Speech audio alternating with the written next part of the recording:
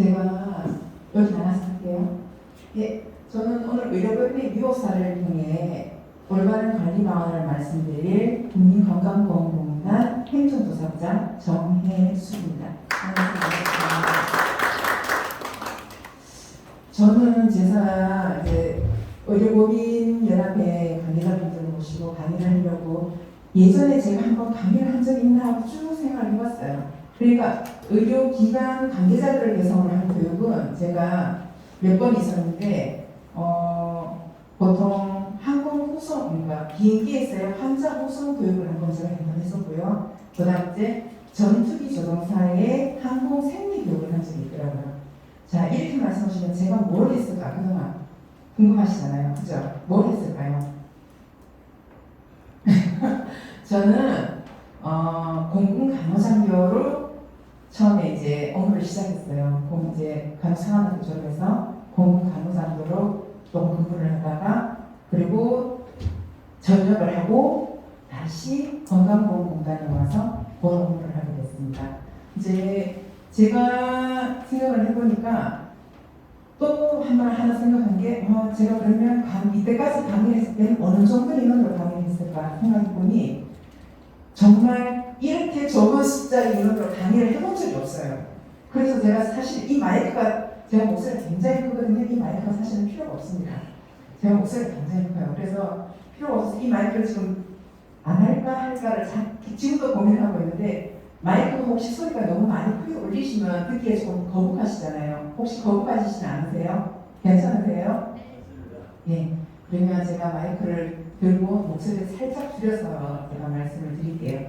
제가 오늘 교육은 사실은 제가 계속 대전에 근무하다가 올 1월에 행정조사부장으로 본부에 다시 근무했습니다. 본부에 그동안 계속 근무하고 복지부에 근무하다가 다시 이제 대전 지본으로 내려갔는데 갔다가 6개월 만에 다시 올라왔어요. 올라와서 사무장 병원을 조사하는 거예요. 그래서 제가 이거 참 특이하다 이러고 있는데 김석준 원장님이 언론 기고가 있었습니다.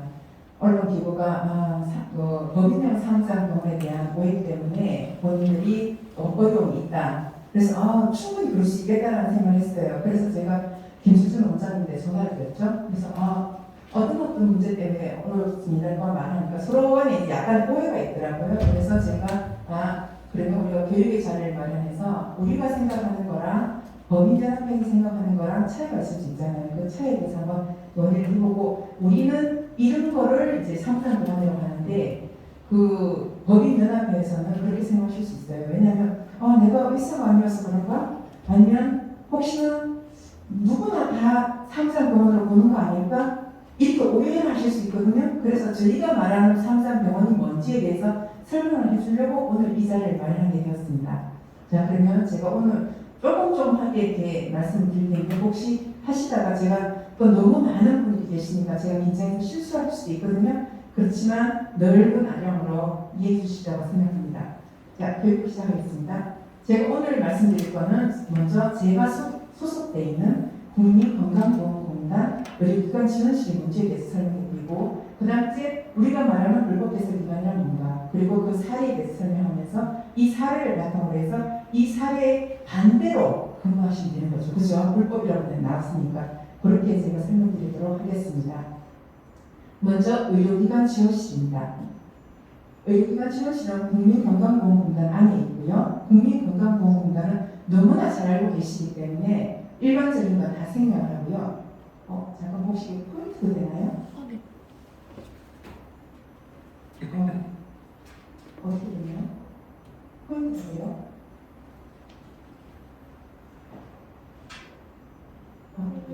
네. 감사합니다.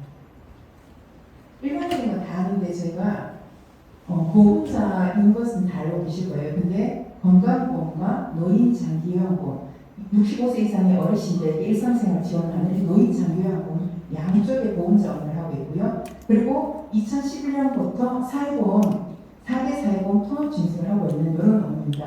저희 실에서의 업무는 이 중에서 보험급여 중에서 급여 사후 관리에 해당되는 업무를 하고 있습니다. 보시면 저희 의료기관 지원실은요 처음에 사실 태생은 저희도 사무장병원 TF로 고생했습니다. 사무장병원 TF가 13년 11월에 구성되고요. 14년에 정식으로 발제되고 그 다음에 쭉 오다가 18년 1월 1일 날 저희가 의료기관 지원실이라는 이름으로 정식 명체가 됐습니다. 그리고 저희가 21년 1월에는 여기 보시면 의료기관 지원실의 기능 확대라고 되어 있는데 그러면 또 궁금하시죠? 의료기관 지원실이 사무장병원부터 시작했는데 기능이 확대됐대. 그러면 누구나 다 조사하려고 이런 거 아니야? 라고 오해할 수 있는데 그건 아니고요. 의료자원관리부가 신설된 겁니다. 그 내용을 보시면 저희 21년도에 의료기관 지원실의 운영 목표는 건강한 의료 생태계 조성입니다. 기본적으로 불법 개설 요양기관과 부당 청구에 대한 관리 강화는 기본적으로 들어가고요. 그 다음 이제 요번에 코로나19가 있었잖아요. 그래서 요양병원 감염관리 시스템이라든가 방역사업을 저희 공단에서 했습니다. 그거와 관련돼서 저희가 선제적인 감염병 대응관리 체계 구축이라고 해서 요양병원 감염관리 시스템을 저희 하고 있고요. 또 기능중심 의료 공급체계 개선이라고 해서 제가 조금 전에 이 MOU를 하기 전에 여러 원장님들이랑 이야기했는데 요양원과 요양시설의 기능 정립 혹시 많이 들어보셨죠? 그거에 대해서도 제가 지금 논의하고 있는 중이고요. 그럼 이제 보건의료인력 지원법이라고 해서 보건의료인력 전문기관으로 저희가 21년 3월에 지정되었습니다. 그래서 보건의료인력의 효율적 관리 위한 지원책 마련을 이 모든 것을 저희가 지금 의료기관 지원실에서 하고 있는 중입니다. 자, 그러면 불법 이제 가장 관심사는 불법 개설 기관이 뭔가? 먼저 불법 개설 기관에 대한 이해를 하려면 관련된 법이 뭔지 아셔야 되죠. 의료기관 개설 관련 법은 33조 2항, 33조 8항, 33조 10항입니다. 여기서 보면 개설과 관련된 모든 사항이 나와요. 요거는 사실 못합니다. 하나는 다 아시죠? 1인 1개설법 있잖아요. 의료인은 어떠한 경우라도 2개소 이상의 의료기관을 운영하지 못한다라는 보호항목이고요. 여러분과 관련되어 있는 다음은 10항입니다. 의료기관을 계속 운영하는 의료법인은 다른 자에게 그 명의를 그 법인의 명의를 빌려줘서는 안 된다라는 조항입니다. 보시면 개설 주체는 누구나 다 알고 있습니다. 의료인, 국가지방자치단체, 법인, 또 민법 특별법에 따른 비영리법인, 준정기관, 지방의료원, 보건의료국제 이건 보험병원이고 요거는 저희 일산병원 같은 요거는 지방병원이죠. 여기서 의료법인을 다시 한번 쭉 보시면 의료법인이 있고요. 비영리법인이 있는데 의료법인은 지금 2020년 말 기준에 한 1,300개 정도 있더라고요. 제가 보니까 1,300개 정도 있고 비영리법원은 사단법인, 재단법인 쭉 있는데 요거는 상대적으로 좀 작아요. 좀 작은 기술이 나오고 있습니다. 요건 비해서 한번 하십니다. 그럼 좀 전에 보여드린 것처럼 여기 개설을 할 수 있는 개설 주체에 대한 명의가 명확한데 그 개설 주체를 벗어난 경우가 저희가 불법 개설 기관이라고 하는데요. 그러면 요 유형이 비의료인 유형이 하나 있고요. 의료인 유형이 하나 있어요. 비의료인 유형은 아시는 것처럼 사무장이 명의를 의료인에게 대여를 하고 대가를 지불합니다. 그리고 이 명의로 사무장병원을 개설하는 요게 가장 대표적인 경우죠. 일반적으로 말씀드리는 사무장병원입니다. 그 다음에 이 사무장이 의료법인의 명의를 대여해서 대가를 지불하고 개설한 사무장병원이 있습니다. 요게 우리가 일반적으로 사람들이 이제 오해하고 계시는 그 일명 법인형 사무장병원이라고 오해하신 요 내용이고요. 그 다음에는 비의료인이 의료인과 동업하여 개설하는 또한 사무장병원입니다. 동업할 수 없게 되어 있잖아요. 요 유형이 있고요. 그 다음에 의료인 유형입니다. 의료인이 타 의료인 명의를 대여해서 개설하는 경우도 있어요. 그러면 왜 이 의료인은 본인 이름을 개설하지 않을까요?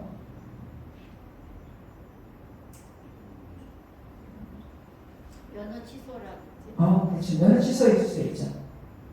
또 어떤 경우가 있냐면 조금 아까 33조 2항에 보면 의사, 치과의사, 한의사, 조산사무 있잖아요. 치과의사가 병원을 할 수 있어요. 치과의원만 할 수 있잖아요. 치과의원, 치과병원만 할 수 있잖아요. 한의사는 한의원을 한방병원만 할 수 있어요. 그러니까 병원을 못하는 거예요. 그런 이유로 만약에 치과의사 선생님은 병원을, 한의사 선생님이 일반 의원을, 또는 일반 병원 의사 선생님이 한방병원을 할 때는 요 경우가 있는 거죠. 그죠? 이런 경우도 있습니다. 그래서 사람들이 의료인이 왜 그럴까 하고 생각하시는데 의사인도 본인이 개설할 수 있는 직종이 정해져 있잖아요. 그 직종을 벗어난 경우는 저희가 이게 의료인에 의한 불법 개설 위험을 보고 있습니다. 그 다음에 의료인이 자신의 명의로 하나의 병원을 개설한 후에 그 다음에 또 병원을 개설하기 위해서 다른 의료인의 명의를 빌리는 거예요. 이게 일반적으로 말하는 1인 1개소법 위반 병원이죠. 그죠? 이것도 지금 저희가 33조 8항에 불법으로 명시되어 있기 때문에 한 번만 더 생각해 주시면 됩니다. 다음입니다. 그렇다면 우리가 왜 불법 개설 기관에 대해서 이렇게 많은 언론 보도가 나오고 문제가 된다라고 말씀하시는지에 대한 내용입니다. 일반적으로 저희가 이거는 18년 말기쯤에 약 일반 의료기관 한 1,700개소 그리고 불법 개설을 이제 저희가 적발한 기관에 대해서 분석을 했어요. 양 기관의 차이가 뭔가에 대해서 분석한 내용입니다. 의원당, 병실당 병상 수가 많고요. 의사 1등급 비율이 낮고요. 의료인 고용 비율이 낮고요. 70대 이상 대표사 비율이 높았습니다. 즉 입원 중심의 저임금 의료인력을 활용해서 인프라 투자가 미흡하다는 것으로 나타나고 있고요. 그 다음에 보시면 제가 경상도 사투리를 쓰지 않고 경상도 표준어를 쓰다 보니까 자꾸 말이 잘 안 돼요. 수진자다. 제가요 친정은 대구고요, 시댁은 익산이고요. 저희 아들 고향은 충청도입니다. 그래서 아마 저희 집에서 누가 대선에 나오면 지역적인 갈등이 하나도 없을 겁니다. 나중에 혹시나 엄마가 공단에 있는 사람 나오면 한번 찍어주십시오. 아직 아들이 군대가 있습니다. 자, 여기 보면 수진자당 1인당 비용이 월등히 1,700원이고요. 건당 진료비도 상상의료비용이 높고요. 수진자 1인당 입원일수도 높아서 높은 진료 비용과 장기 입원으로 해서 사실 과잉 의료가 제공된다는 것을 한자부담이 증가하고 있는 이런 문제가 있고요. 또 하나 문제는 뭐냐면 6개월 미만의 봉집의사 비율이 굉장히 높습니다. 거의 2배죠. 2배가 높고 주사제 처방률도 높고요. 상해도 감염 항생제 처방률도 높아서 의료 서비스 자체가 떨어진다고 생각하고 있기 때문에 저희가 지금 사무장병원에서 강력하게 처벌을 벌이는 것입니다. 그러면 사무장병원의 단속을 위해서 어떤 법적으로 나오는지 보시면 민사 판결에서도 벌써 나왔고요. 형사 판결에서도 사기죄에 해당되고요. 헌법재판소에서도 다 헌법 위배되지 않는다고 벌써 판결이 났습니다.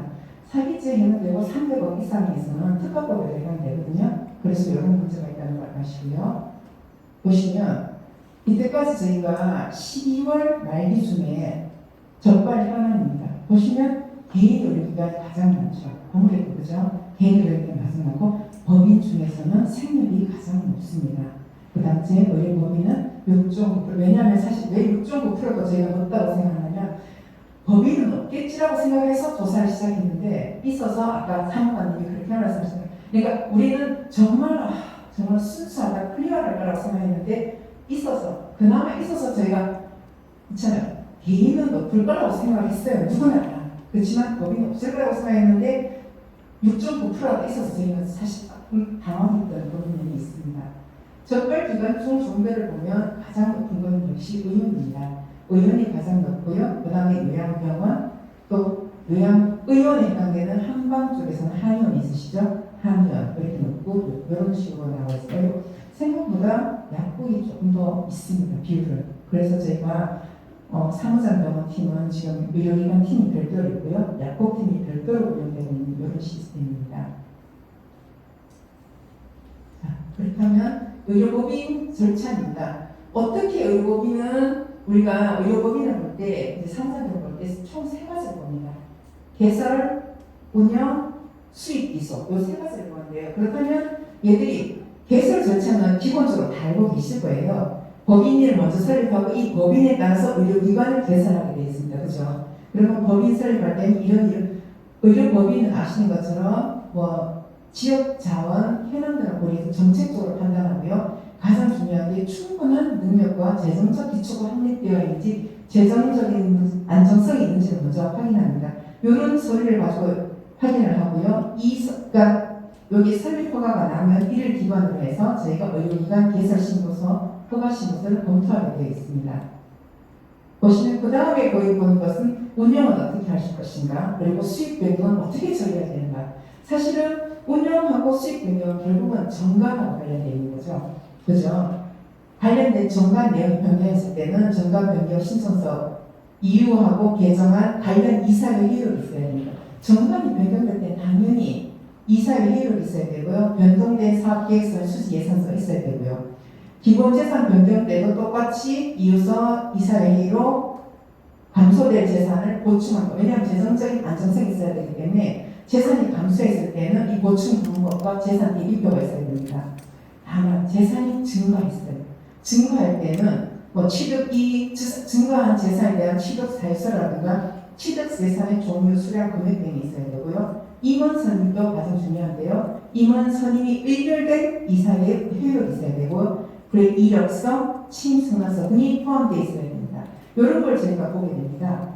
자, 그러면 저희가 다시 한번 설명드리면 아까 개설, 운영, 수익 기술을 본다고 말씀드렸고요. 개설에서는 설립허가 신청서, 발기 구성, 총회 회의록의 진위 여부, 이사회 구성이 제대로 되어 있는지, 그리고 의결이 제대로 운영되고 있는지, 즉 이사회가 제대로 하고 있는지를 보는 거고요. 운영이 정상적인 방법으로 진행되고 있는가. 자, 시설, 장비 등 주요 현황이 변경되면 여기에 대해서 이사회 의결을 거쳐야 되잖아요. 그죠? 이사회 의결을 잘 했는지, 또한 임직원 채용할 때도 이사회 의결을 거쳤는지, 보수나 성과, 차입금 등 이런 중요 사항에 대해서 이사회 의결을 거쳤는지 저희가 확인해야 됩니다. 그 다음에 의료기관, 의료법인은 비영리적인 성격을 가지고 있잖아요. 근데 운영을 하면서 인력을 남아요. 인력이 남는 것 자체에 대한 문제는 없습니다. 사실 아시죠? 그렇지만 의료기관 인력이 어디로 가는지 재투자된다면 그건 비영리법인이 맞죠. 하지만 그게 재투자되지 않는다면 비영리법인의 성격을 가지지 않기 때문에 저희가 자산 처분, 정관 변경, 차입금 내역, 연도별 재무 내역, 법인 통장 거래 내역 이런 걸 보게 되는 내용입니다. 자, 다음에 이런 걸 상태로 해서 저희가 보게 되는데요. 가장 대표적으로 저희가 불법 개선 사례라고 말씀드린 거, 특히 지금 제가 말씀드린 건 법인에만 있는 겁니다. 저희가 개인은 다 뺐고요. 법인에 대해서만 별도로 말씀드린 거. 이 법인은 제가 아까 처음에 말씀드린 설립할 때 반드시 재정적인 안정성이 필요하다고 말씀드렸잖아요. 그리고 재산이 감소될 때에는 이사의 의결이 필요하고, 왜 재산이 감소됐고 재산이 감소되고 나면 이를 어떻게 보충할 것인가에 대한 내용이 있어야 돼요. 그런데 의료자산 보유 규정을 이준수하고 이를 영리로 운영한 것으로 저희가 사례가 나옵니다. 요 A라는 분은 요양병원의 대출금 승계를 조건으로 약 17억 5천만 원을 주고 B로부터 병원을 양도받고 난 다음에요. 요거를 기본 자산으로 하고 3억 원을 보통 재산으로 해서 기부해서 이사장이 취임합니다. 그러고 난 다음에 가족과 지인들로 구성, 이사회를 구성해서 이사회를 형식적으로 운영하고 가족, 채무자, 투자자들을 직원으로 고용하여 고액의 급여를 지급합니다. 항상 피고의 주장은 똑같습니다. 의료법인은 적법하게 설립된 법인이고, 의료법인이 이사장으로서 병원을 운영하는 얘기는 의료법 위반죄에 해당되지 않는다는 게 피고의 주장이고 내용입니다. 법원에서는 어떻게 판단했나고 하시면요. 법원은 요 기준은 제가 한 번만 말씀드릴게요. 요 불법 개설을 행위는 비의료인이 의료기관의 시설, 인력, 의료비 시행, 자본 조달, 운영 성과의 기속 등을 주도적으로 처리하는 입장에 처리한 게 요게 사무장인 거예요. 그러면 비의료인이 자본을 투자해서 유자기업 의료인을 고용하여 의료를 하는 것은 형식적인 것은 적법이나 비의료인의 의료기관 개설에 해당되고 개인 법인에 대한 대부분 판례가 나와있습니다. 이 기관에 보면 의료법인의 공공시설 보장을 위한 시설구비를 위한 자산 보유 규정이 있었습니다. 좀 전에 보시면 제가 3억을 보통 자산으로 기부했다고 말씀드렸잖아요. 이 3억을 어떻게 이 사람이 기부했냐면 처음에 1억 5천을 기부했어요. 그리고 그 돈 다 빼요. 그리고 다시 또 1억 5천을 기부했어요. 그리고 또 그건 다 빼. 그러면 이 사람은 3억을 기부한 거예요? 안 한 거예요? 안 한 거죠. 그런 문제가 있었던 거예요. 3억 원을 보통 재산으로 기부했다고 적시하나 당일 입출금을 반복하면서 재산 출연을 가장하는 거예요. 그리고 운영 기소를 보시면 의료법인은 영리행위가 금지되어 있으나 이익분배를 못한 영리행위를 했다. 즉 의료기관 운영과 무관한 가족 지인들로 이사진을 구성하고 형식적 이사를 운영했다라고 되어 있고요. 이 경우는 특히 감사를 본인이 이제 간판업을 하고 있는 지인으로 하여금 감사업을 하게 해요. 그리고 1억 4천만 원을 출연하게 합니다. 1억 4천만 원을 출연하게 하면서 뭐라고 말씀드리냐면 이 친구에게 야 너희는 이 1억 4천만 내면 퇴직할 일도 없고 해고당할 일도 없어. 너희 와이프랑 너랑 취직하면 내가 월급 꼬박꼬박 1,600씩 줄게. 이렇게 해서 이 내용이 그리고 이 감사로 된 지인은 얼마나 좋은 거예요. 1억 4천을 투자하고 와이프랑 본인의 월급을 1억 1,600만 원씩 매달 나오면 남는 장사죠.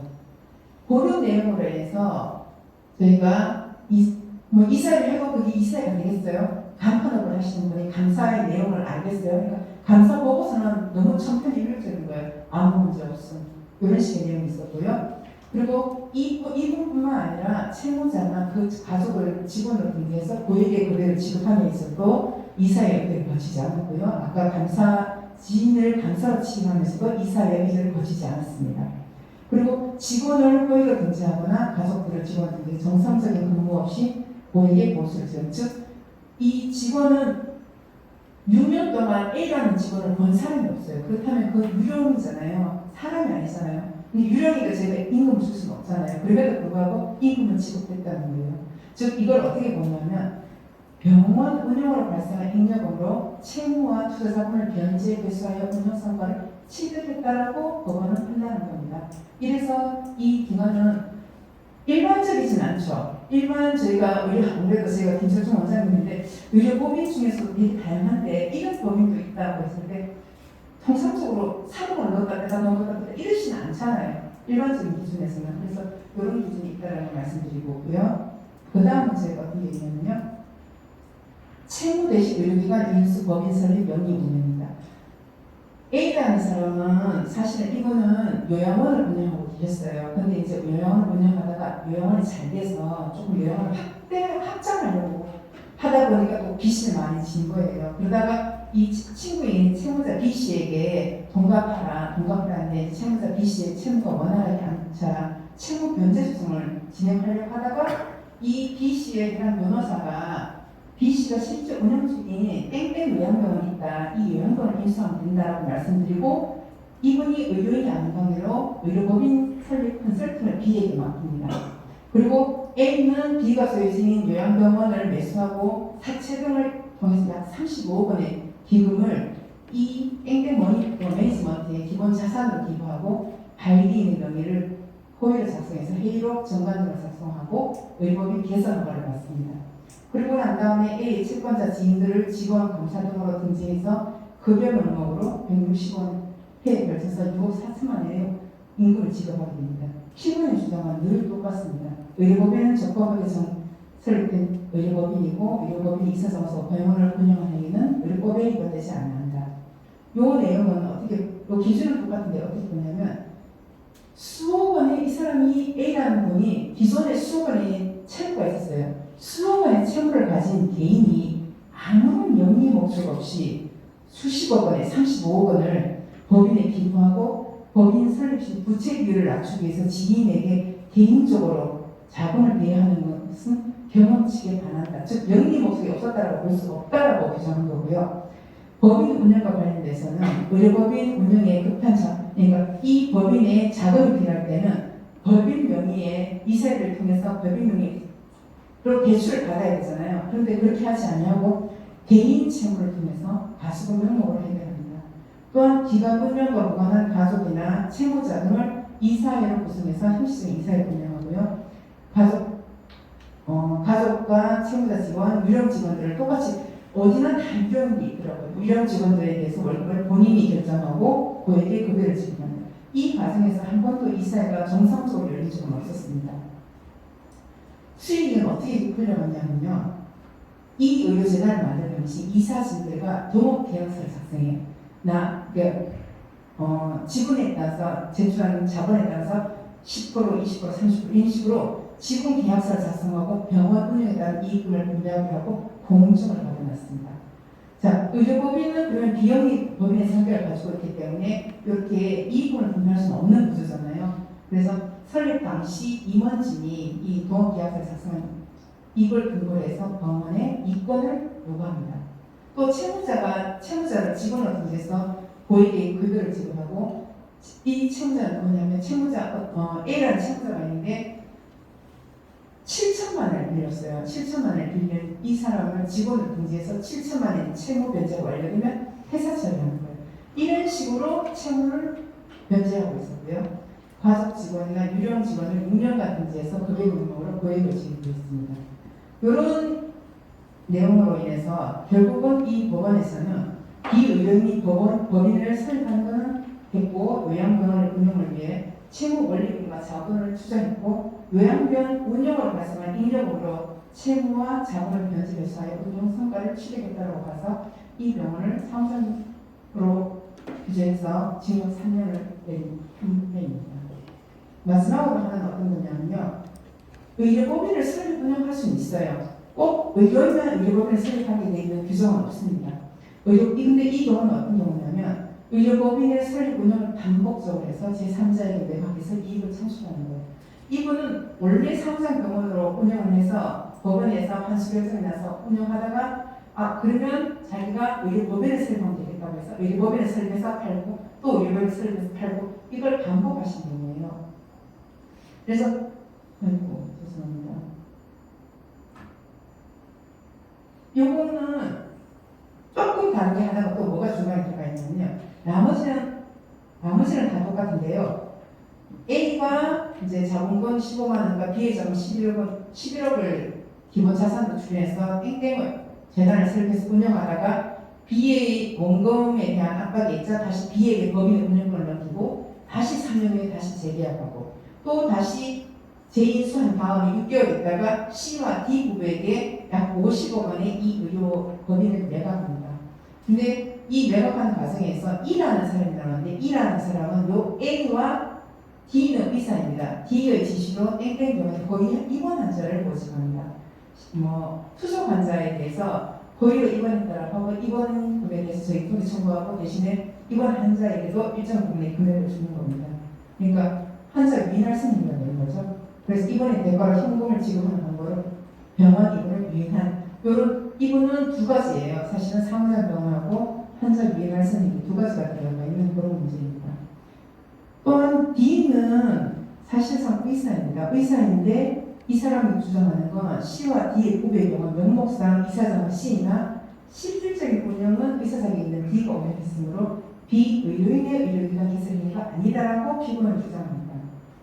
그렇지만 쭉 내용을 보시면 이거는 정말 다 똑같습니다. 지인들로 이사진을 구성하고 형식적인 절차를 거쳐서 법인 이거까지는 괜찮아요. 이분들이 정관을 변경할 때나 재산이 떨어지거나 기타 등등할 때 정상적으로 이사회를 거쳐서 감사를 거쳐서 하면 상관이 없는데 이사회를 거치지도 않고 재단 운영에 관한 의사결정을 전적으로 A가 했으면 이사회의 형식적인 동의도 그 사후에 이사회 다 끝나고 난 다음에 사후에 동의를 받고요. 일정 기간은 이사도 없이 본인 혼자 단독으로 이 의료법인을 운영했습니다. A가 이사에 따라서 B에게 재단 이사장을 임기했고 B도 동일하게 본인이 전적으로 운영했고요.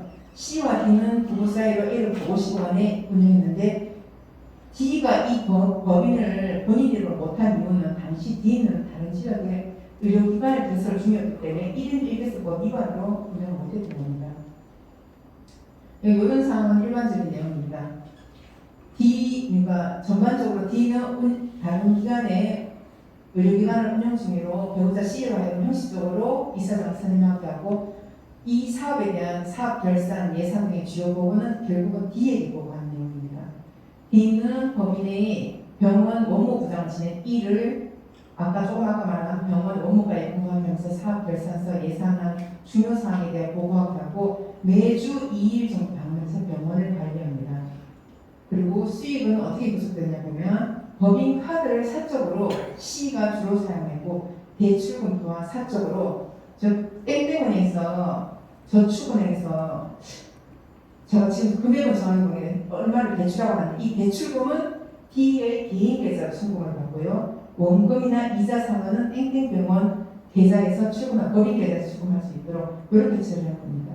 요거 아까 말씀드린 환자 유인 들어있는 의료법이면 환자 유치를 위해서 거의 이것이 신장 투석 환자를 입원 환자를 유치해서 환자의 일정으로 약 2천만 원을 환자단 지급했다라고 그러더라고요. 그러니까 이런 문제가 있는 누가 봐도 아 정말 문제가 있는 병원이라 할 만한 병원들에 대해서 저희가 사무장 병원으로 저희가 이제 전파를 하고 이를 수사기에 뿌리는 겁니다.